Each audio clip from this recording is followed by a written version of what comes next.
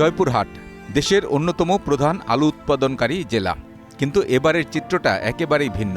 মাঠ জুড়ে কৃষকের মুখে হাসির বদলে এখন শুধু হাহাকার। একদিকে বাজারে আলুর ন্যায্য মূল্য নেই, অন্যদিকে অসময়ের বৃষ্টিতে ডুবে গেছে বিঘার পর বিঘা জমির আলু। কৃষকের মাথায় যেন আকাশ ভেঙে পড়েছে। অধিকাংশ নিচু জমির আলু এখন পানির নিচে। অনেক কষ্ট করে ফলানো এই ফসল পচে যাওয়ার উপক্রম। পানি নিষ্কাশনের সাধ্যমতো চেষ্টা করলেও কাজ হচ্ছে না কোনো কিছুতেই। বৃষ্টির কারণে মাঠে আলু নষ্ট হয়েছে, তারপরে আলুর দাম নেই। কৃষকরা আমরা খুব বিপাকে পড়েছি।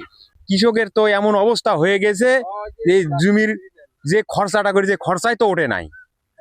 1 বিঘা জমি 50,000 খরচ, 30,000 টাকা ওঠে, তাহলে কি করে কৃষক বাঁচবে?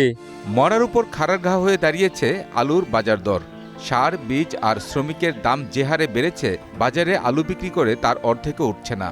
উৎপাদন খরচ তো দূরের কথা, এখন মাঠ থেকে আলু তোলার খরচ জোগাতে হিমশিম খাচ্ছেন চাষিরা। কৃষি কাজ করবো কিভাবে, টাকা আনবো কোথায় থেকে কি করবো, এটা আমার কোনো হিসাব পাচ্ছি না। আলুর দাম নাই, বৃষ্টির কারণে সবকিছু আমাকে ডুবে আলু নষ্ট হয়ে গেছে।